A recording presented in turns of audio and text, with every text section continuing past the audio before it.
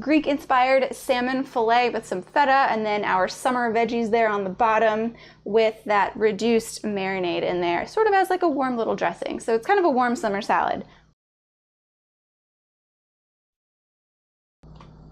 Hey everyone, happy Monday. Thanks for tuning in to another episode of Cook With Me TV. If this is your first time on, my name is Ashley Thomas. I'm the dietitian behind Cook With Me. And tonight what we're doing is cooking up a beautiful salmon dish using just one pan. We're gonna use a cast iron skillet tonight to cook the salmon and the veggies in. So we're making cleanup pretty easy tonight. I'm glad to see all of you on. Hey Larry and Helen, thanks guys for tuning in. Good to see you. Hi Janice, thanks for tuning in. Hey Shelly, thanks for tuning in. Give me a thumbs up if anybody is cooking with me tonight. I think maybe someone on here might be cooking with me, but I'm not going to jump to any conclusions, so let me know if you are. So tonight we're talking a little bit about omega-3s. I know you've heard me throw that term around quite a bit on the show, and you might have heard me say that it's very important for reducing inflammation in the body, but I wanted to dive just a little bit deeper into this topic because I feel like when I give you a visual of why it's important and what other foods omega-3s are found in, it really helps to solidify that information and you tend to remember it more and you bring that information into the kitchen when you're cooking at home. So hopefully, giving you a visual of where else you can find omega-3s will help you incorporate that more into your life. Hey Julie, thanks for tuning in. Yay, Michelle is cooking with me. I'm so excited. Okay, awesome. So we're gonna get started here in just a minute. If you have not gotten all of your ingredients out yet, go ahead and do that now. So before I dive into the omega-3 talk, real quick, I'll just give an overview of the ingredients that we're using tonight. So we're gonna first marinate our salmon fillets in these ingredients, and I just have frozen salmon. You could use fresh or frozen. I really like frozen because it's something I can keep on hand and use it whenever I feel like eating it. I don't have to worry about it going bad, which is what happens with fresh. If you buy fresh, you should eat it within a few days just to make sure that it's safe to eat and that it still is good. So I really like frozen. These are thawed out. And what we're gonna do is marinate them just real quick while we chop up our other veggies and kind of get everything in its place with balsamic vinegar, olive oil, oregano, and garlic. A very simple, easy marinade to throw together. If you have fresh oregano, feel free to use that as well. But if you keep oregano on hand, then this is another recipe that you can use to use up that oregano. So after we marinate, or while we marinate the salmon rather, what we're gonna do is use some summer produce. So we're gonna use zucchini, we're gonna use some fresh corn, and we're going to use a tomato, and we're just gonna quickly saute these in the same pan that we cooked the salmon, just to cook them through, get a little bit of browning on them, get some flavor in them, and then we're gonna put everything over a nice bed of greens. You can use any kind of salad greens that you have on hand, whatever it is that you like. So those are the basic ingredients that we are going to use for tonight. And real quick, before I start doing all of this, I wanted to just quickly talk a little bit about the omega-3s. So you've heard me say before that they help to reduce inflammation in the body. And we know that when we're in a chronic state of inflammation, that's when we start to see a lot of diseases develop. So a lot of the more common ones that we see today, like diabetes, also known as heart disease. So increasing your risk for experiencing a heart attack or a stroke or high blood pressure. So all of those things kind of fall under the term heart disease.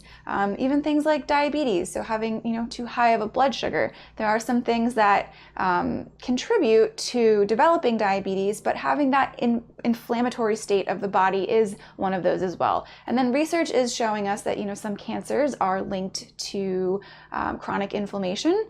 So helping our bodies to reduce that level of inflammation is really important, and we can do that every day through our food choices. And so omega-3s are one of those nutrients that can help bring down the inflammation in our body.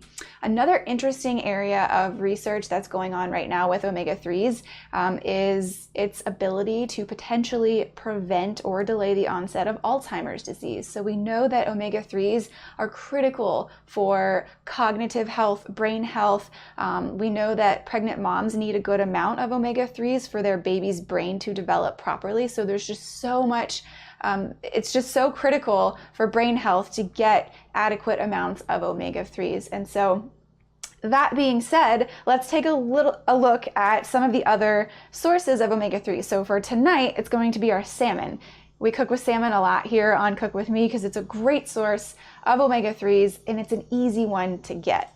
So here are some other foods that are rich in omega-3s. So you see we've got salmon up there, and then some other seafood sources like tuna, mackerel, and sardines. I don't know if anyone eats sardines. I'm still trying to learn how to eat sardines because it's pretty fishy, right? It's got a really strong flavor. If you guys out there eat sardines and you have any tips for how you like to eat them, I am all ears. Oh, Colleen, hey Colleen, we're buying our ingredients now and watching you. Awesome. Hey Mom, thanks for tuning in. We're just going over some omega-3 sources. Tonight we're cooking salmon, and these are some other great sources of omega-3s. Canola oil is another good source of omega-3. Olive oil is a healthy oil. It just has a different type of fat in it. Canola oil has more of the omega-3 compared to olive oil. Both healthy oils, but canola oil does have more omega-3s. Nuts and seeds, so walnuts, out of all of the other nuts, walnuts are the richest in omega-3s. We've got chia seeds and flax seeds, which y'all have probably heard of or seen or even probably eat now. These are also very rich sources of omega-3s. The thing with the flax seeds is that you do need to grind them in order to absorb the nutrition from them. So if you're eating the whole seed, your body can't break that down. It can't really digest it and open up the seed to get what's inside. So that's why you have to ground the flax seeds or grind the flax seeds. So drop me a comment if any of you guys are eating these foods, or if you're curious about how to use some of these other foods and incorporate them in your diet more. Let me know what your questions are, or if you're already doing it. Bev, try putting Grey Poupon on the sardines. Ooh, okay, Grey Poupon. Mom, do you eat sardines? I didn't know this about you. The things we learn about family. Julie, one of my colleagues loves sardines and adds hot sauce to them. I've heard of adding hot sauce to sardines. I need to try it. I need to just get out of my box of things that I always eat and just try something new. I could probably get past it with some hot sauce. Oh. Okay, so then lastly, I don't want to throw too much science at you. I don't know if you all are interested in this, please let me know. But I feel like this helps us understand it even a little bit more. So the main fats, the types of fats that make up omega-3s are what are called EPA and DHA. So these are the forms of the fats that our body can use the best. So for example, in order to elicit those brain health effects and the reduction in inflammation, those effects, we get those effects through EPA and DHA. So when the omega-3 is in that form, and it's already in that form in fish. So you can get EPA and DHA in salmon, tuna, the mackerel, and the sardines. It's already packaged up nicely in the usable form that our body likes most and can use best. The other foods, the plant foods like the nuts, the seeds, and the oils, they're in a different form. So they're in the form of ALA, which your body has to convert into EPA and DHA in order to use it effectively. So this doesn't mean that you shouldn't eat these foods because you're not really getting the EPA and the DHA. It just means that you would need to eat a little bit more of these foods compared to the seafood in order to get the same amount of EPA and DHA. So you can see there's about a 30% conversion rate of ALA to EPA and DHA. So you really, so by having 3 ounces of salmon like we're gonna do tonight, that would give us a good amount of EPA and DHA. In order to get that same amount from flax seeds, you would need to eat somewhere between a 1/4 cup to a 1/2 cup, which is a lot of flax seeds in one sitting and probably something that most of us aren't going to do. So again, all of those foods are really great sources. Getting your omega-3s from the seafood is really, more efficient for our body to use, so it's just easier.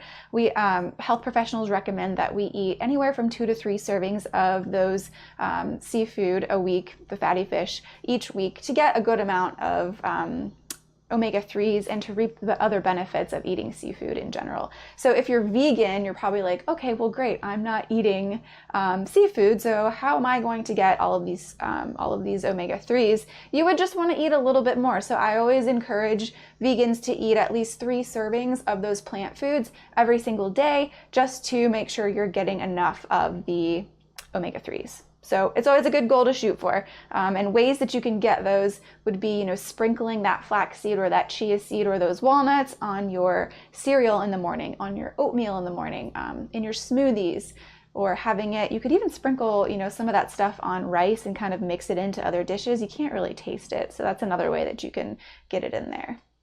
Okay. I could go on about that. So let me know if you have any other questions. Hey, Sandy. Hey, Pat. Thank you guys so much for tuning in. Let me know if you have any other questions on that omega-3 bit, and I can give you any more information you want. We're going to go ahead and get this meal started. So tonight our omega-3s are coming from our salmon. Beautiful, delicious, my favorite way. Hey, Jennifer. Hey, Jacqueline. Thanks, guys, for tuning in.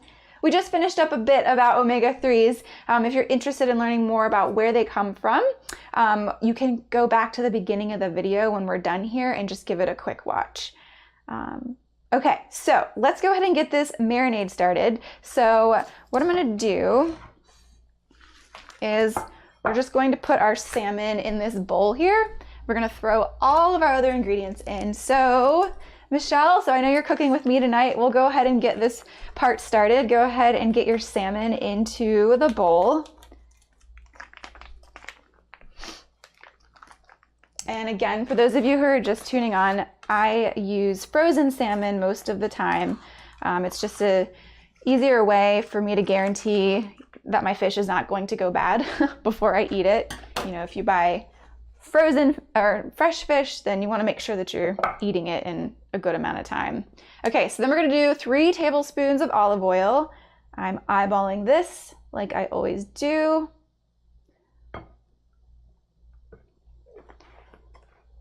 We're going to do 3 tablespoons of this balsamic vinegar. So this is sort of a Greek-inspired marinade, which is why I called it Greek in the recipe name. Got the oil and vinegar is very Mediterranean, very heart healthy. And then we're going to throw some garlic and some oregano in there. So about a tablespoon of oregano. If you really like oregano, put as much as you want in there. We're going to cook the rest of the marinade down and kind of use it as a sauce after. So don't be shy. Okay, and then we're gonna do 2 cloves of garlic. Again, always feel free to do more garlic.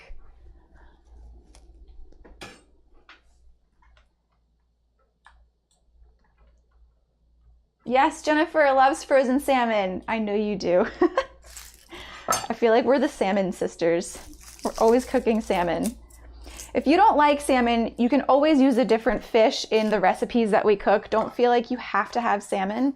I'm not going to speak for Jennifer, but I choose salmon a lot because I don't really eat a lot of other seafood, and so this is a great way for me to get omega-3s in my diet. So I usually do try to eat fish or salmon twice a week. I also do canned tuna, and canned salmon is another great source of omega-3 that you could do if you're not someone who really likes to buy the salmon fillets. So that's another option for you as well.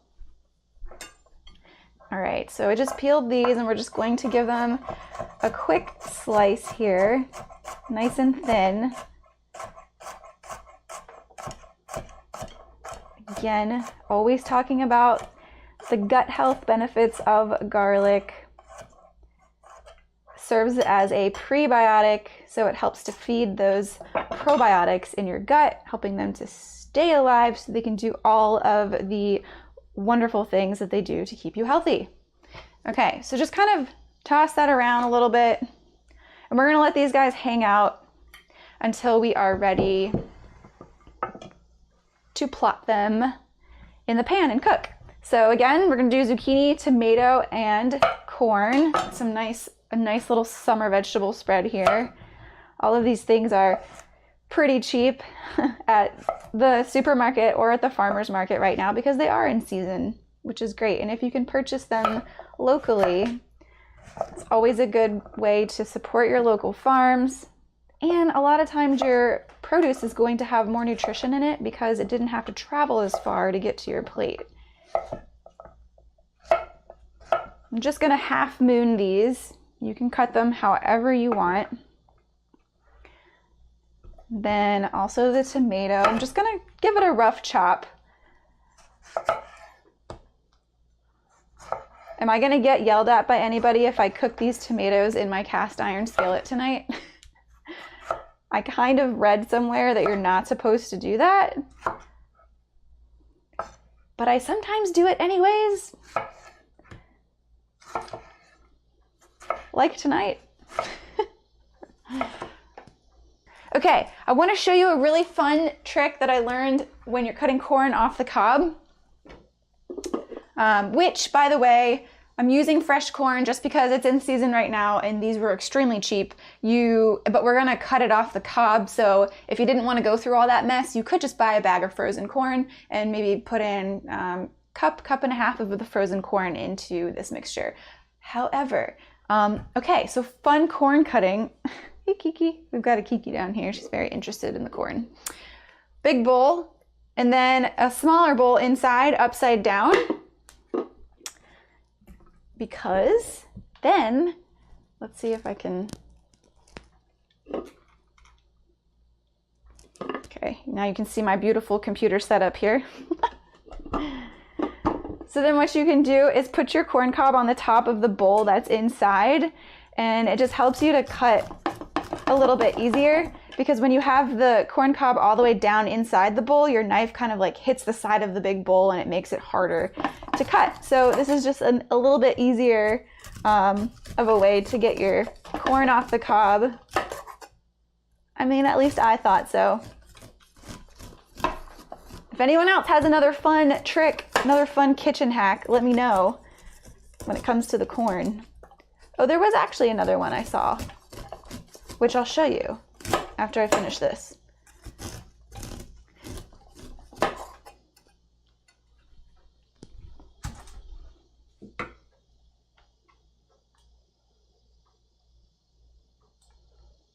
Sandy, why is that? I'm assuming you're talking about the not cooking tomatoes in the cast iron skillet. And I read because you're not supposed to put anything too acidic in a cast iron skillet because it can ruin the cast iron, or it can kind of eat through the layer of sealant or protection that you've put on it. I don't know. That's what I read. And you know, you can always find someone's got something to say about taking care of a cast iron skillet. I swear, I don't know who to listen to these days. Julie, Chef Julie, maybe you have some insight on this that you can help us with.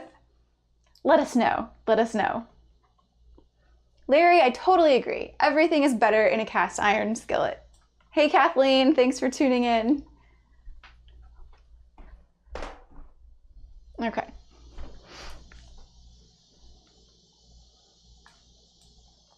Oh, true. Okay. Well, I'm kind of doing it tonight. I'll just re-season it. It's fine. It'll be fine. Don't tell Dad, Mom. I think you guys got me this skillet. Okay, so the other way that I learned to cut the corn off the cob was to cut this first side.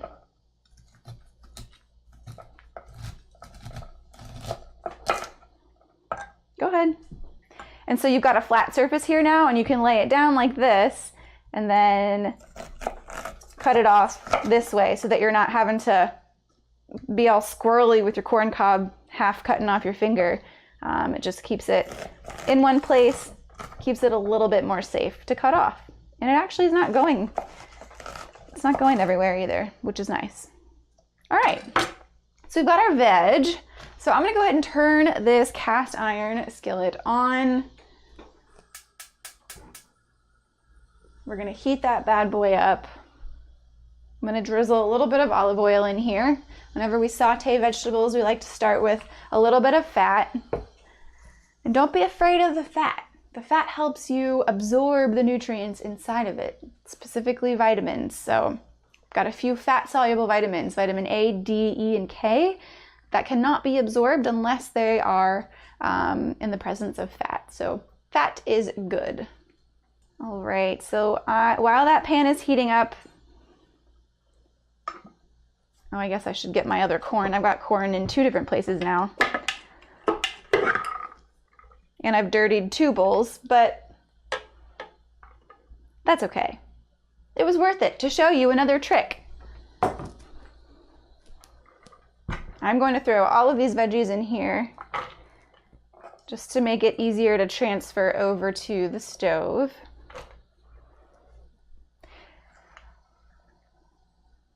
Did you all know that corn is actually a grain? It is not considered a vegetable. So that is serving as our whole grain for tonight.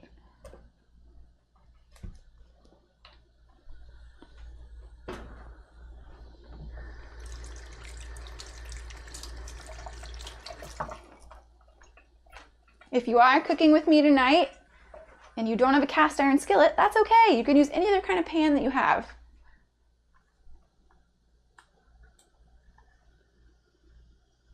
Sandy, I've heard you should not wash them, but recently I have read you should. I know, see, it's so confusing. Everyone has something different to say about the cast iron skillet. I know. So my dad says, no, you should not wash them. I don't normally wash them. I use a sponge that doesn't have any soap in it, and I just kind of give it a scrub to get some of the stuff off. I know Lindsay on here has a cast iron skillet. Do you have any input on this conversation? I feel like you would have some great insight. Yay, Chef Julie. Okay, the reasoning they say not to cook acidic foods in a cast iron is they may impart unwanted metallic flavors, and the pan seasoning can be damaged as well. Okay, but that is really when using highly acidic foods, cooking for a longer period of time. I saute acidic foods in my cast iron as long as they are not simmering and cooking in there for a while, like making a tomato sauce. Perfect. Okay, great. That makes a lot of sense. Thank you, Julie. Appreciate it. And I trust you because you're a chef and a dietitian. So that makes me feel better. So I don't feel bad now about lightly sauteing my tomatoes tonight in my cast iron skillet. Great. Okay, let's get these veggies in here. We've got our pan nice and hot. So we are just gonna go ahead and throw them in.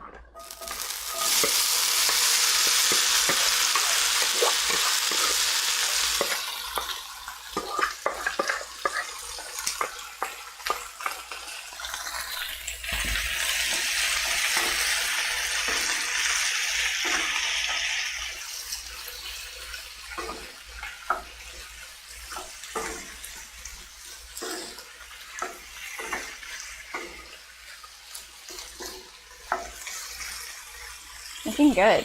All right, I'm gonna season with a little bit of salt, a little bit of pepper. Helps to enhance the flavor of the food you're cooking.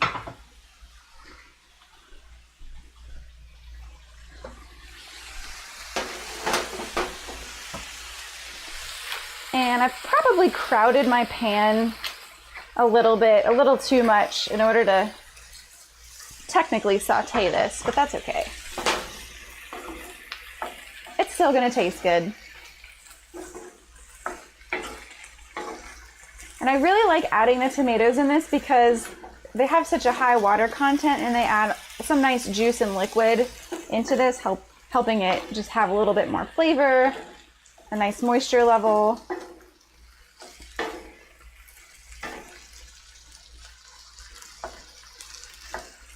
All right. So after you give that a nice stir, just let it sit for a couple minutes. And this part is not in the recipe, but I do have some leftover scallions that I'm trying to use up. So I'm gonna go ahead and chop them up and put them on top of our meal tonight. If you have anything at home left over, like a scallion, maybe some shallots or something like that, you could chop those up and put those in now. You could also saute those first before you add anything in the pan. Just trying to give you some ideas if you've got things that you're trying to use up at home.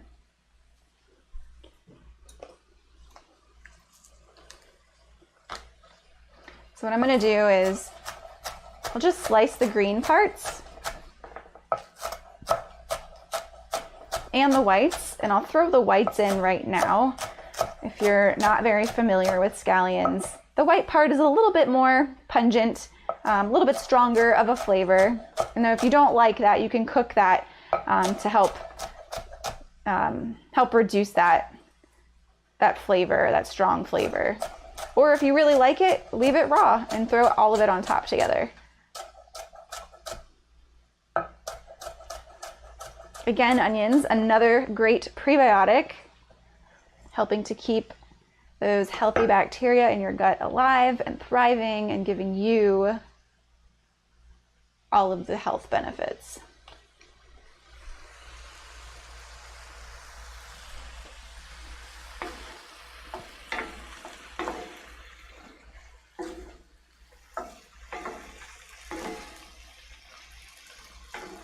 It smells good.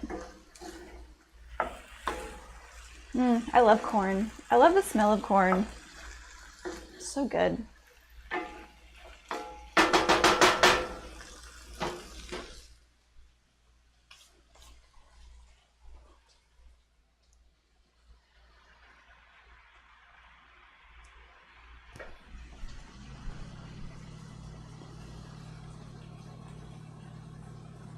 All right, let's see. I'm trying to catch up on comments here. You just have to reseason the pan. Okay. Lindsay, usually I can just wipe my cast iron clean. If I have stubborn food in it, I'll liberally sprinkle kosher salt in and scrub up whatever's stuck. I'll rinse a cast iron after cooking if needed and dry immediately, but I don't wash with soap. Okay, cool. Sounds like what I'm doing. Awesome. Do you cook with the cast iron, Bev, or is it Bob only? Hey June, thanks for tuning in. Great addition with the scallions. I always say recipes are just a guide and add your own a little twist along the way. Yes, we're huge fans of that here. While we do provide recipes, you can always improvise with those recipes. Oh, good. Michelle says this is actually pretty fun. Thank you for talking me into doing this. You're welcome. So yes, disclaimer, I did talk Michelle into doing it, but she's having fun now. So this is great. This is great. It's so much more fun and efficient than cooking alone. Yes. Hey, Steve. Thanks for tuning in. Good to see you. Long time no see. Okay, let's take a look at these veggies here.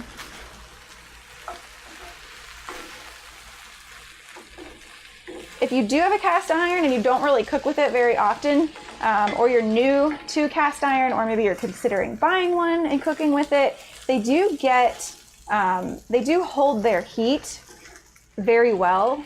And so you have to be mindful of the temperature that you are putting them on, because I've done this a lot of times where, whoop, go ahead, Kiki, where I have turned it up really, really high to heat it quickly, and then I forgot to turn the heat down, and then the pan is just so hot it burns your food. So just try to be a little mindful about that.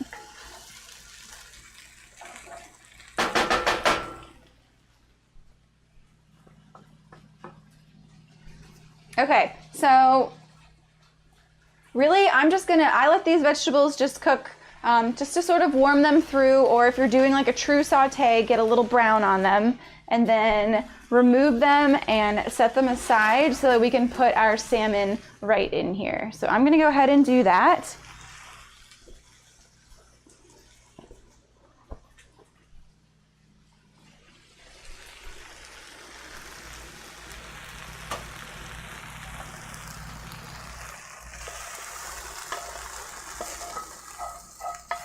It smells so good.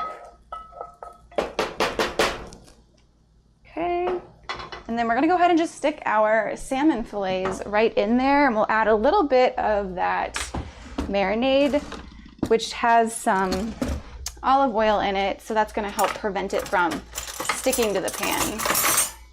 If you did buy a salmon fillet that has the skin still on it, I always like to say to start cooking it with the flesh side down first, because if you cook it with the scale side down first, you'll pull it up to flip it, and then you've got scales kind of all over your pan, which will cook into your food and just keeps the scales out of your food, essentially. So we'll pour about 1/3 of that marinade in with the salmon, because it's got all that nice garlic in there. And I'm going to turn this pan down a little bit. Take my advice that I just gave.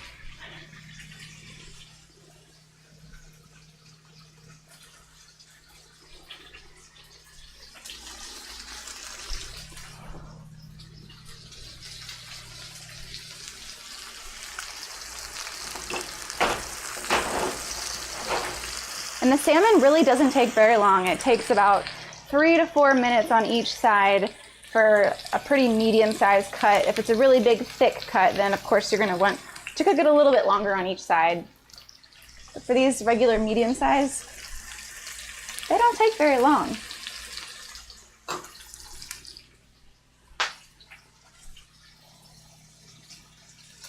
So the final touches that we'll put on our Greek summer salmon bowls is going to be feta, of course. So we're going to do the feta and the scallion, just to sort of tie in those Greek flavors. I know this might seem like a very strange recipe because you're like, okay, Greek, but also like low country summer produce. How does this work? And I'm just combining some Greek flavors with summer produce. Why not, right? Why not? It's all about getting creative, thinking outside the box, and just using things that you like, that are in season, and that you might have on hand. So I'm going to go ahead and divvy up some of these salad greens into 2 bowls. So if you've already put your salmon in the pan, you can go ahead and get a bowl out for yourself, or for 2 people if you're cooking for 2 people.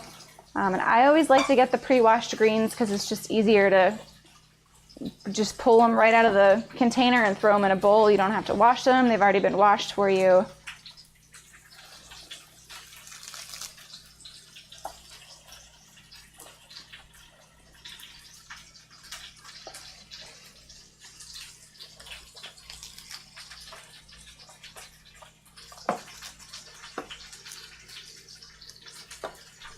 And then we can also go ahead and put our veggies right on top of these salads here.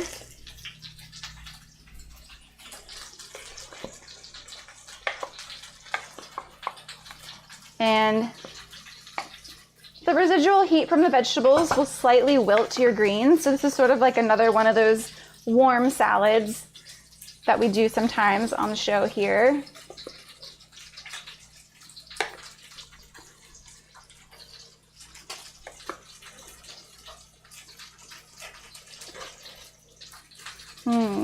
This looks so good.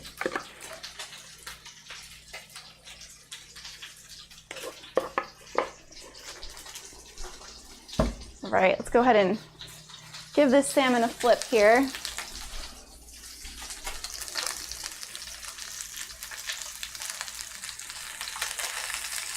Woo!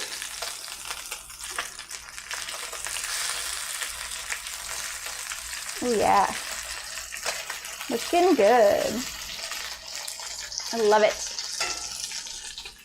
So I can tell just by looking at the side of my salmon here that it's cooked pretty much all the way through. So this last side isn't going to need very long.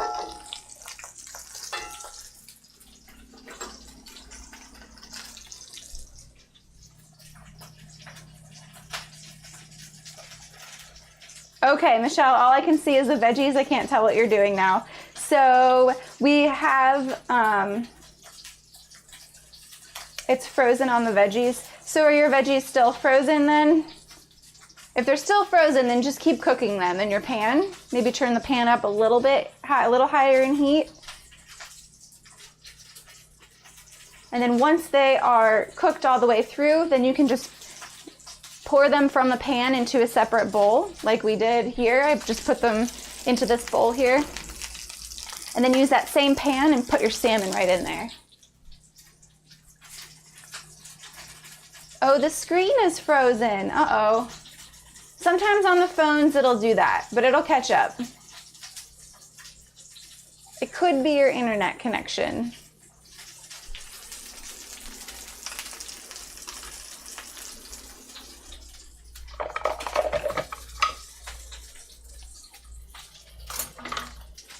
Or you could, Shelly, you could also leave the live show, just exit out of Facebook and then try to sign back in and join the video again.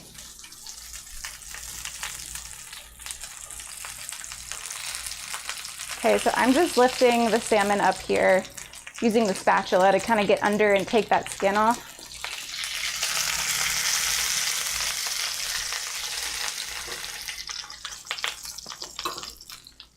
And I'm gonna go ahead and just lay this guy right on here.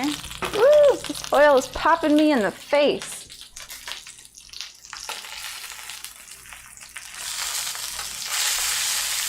Kind of the same thing here, just kind of slide that skin right off. Wonderful.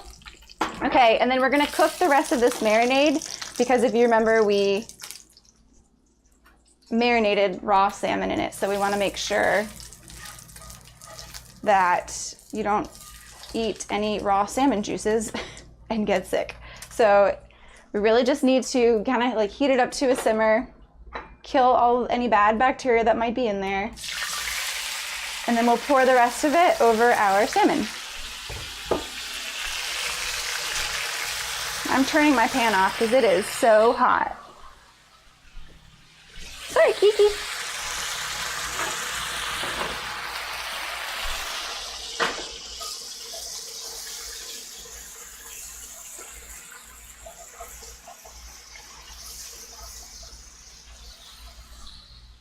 Is it any better, Michelle?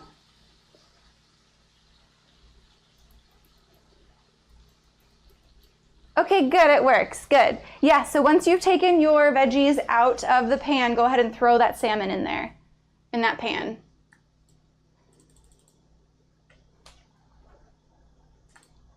And yes, we put greens in the bowl first, so greens on the bottom, your sauteed veggies on top of that, and then your salmon right on top of that. And now we are going to add some of this lovely sauce in here. I'm just gonna pour it over the bowls here. Ooh.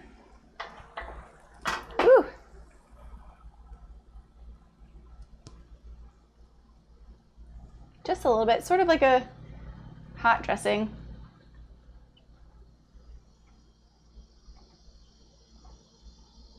All right. And then we'll top it with our scallions and our feta cheese. Does Kiki get the skin? Someone else asked me that too. Yes, I believe she can get the skin. Her food is actually, she eats like salmon food. So she gets salmon every day, but I'm sure she would love the skin. Okay, put a little bit of feta on top.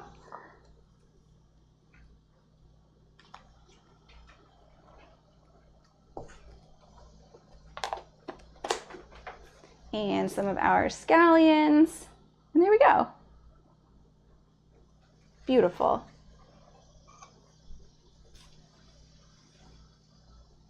Nice little Greek-inspired salmon fillet with some feta, and then our summer veggies there on the bottom with that reduced marinade in there, sort of as like a warm little dressing. So it's kind of a warm summer salad.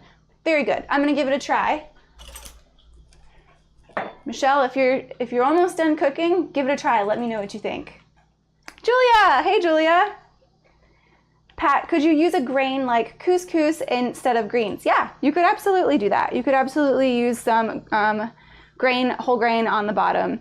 Be a little bit more substantial than something like this. This is going to be a little bit lighter of a meal, but yes, absolutely. Okay, giving this salmon a try.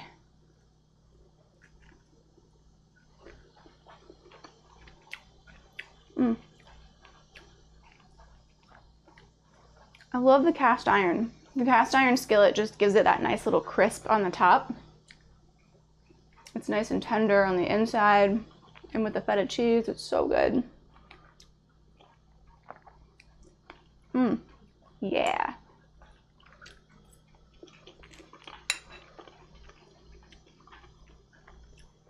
It's so good. Nice and summery, light dinner, very delicious. If you scroll to the top of the comments on this video, you'll see a link to the recipe. Check out the recipe, you can print it. Also a link to our newsletter that we're sending out every Friday with the new schedule of cooking shows, what everybody's cooking, and their recipes. We also include some nutrition tips in there, and then kind of like the hot topic of the week. So we usually get a really good question from our viewers every week, and so I'll post more of an explained answer in the newsletter just to help you better understand what it is that we're talking about when it comes to nutrition. Michelle, okay, cool, this was fun. Kind of was nervous when the screen froze, but all is good. Good! Hey, Hallie, thanks for tuning in. We're actually wrapping up right now, and this is our delicious meal. Salmon, Greek salmon, with a bed of greens, some sauteed zucchini, corn, and tomatoes, a little bit of feta cheese and scallions on top. Delicious. Heating the salmon, then I heat the marinade, right? Yep, absolutely. Definitely make sure you cook the marinade before you eat it. Do you use Greek feta or French feta? I use Greek feta. I have not heard of French feta. I didn't know that was a thing. I don't know that I've ever seen it. Do you get it at a normal grocery store? This is a Greek feta. Yes, I've never heard of French feta. Interesting. I will have to look out for that. It's milder. Okay, interesting. I'll have to look into that and I'll try that. Awesome. Well, thank you guys so much for tuning in. You know, I love talking with you on the show, showing you how to cook healthy meals and talking nutrition. Please come back tomorrow. Jennifer is on. She's cooking up a steak with some zoodles. Very delicious. And then I will be back on as well with a very simple tempeh stir fry over cauliflower rice. So I hope to see you all back here tomorrow. Have a wonderful evening.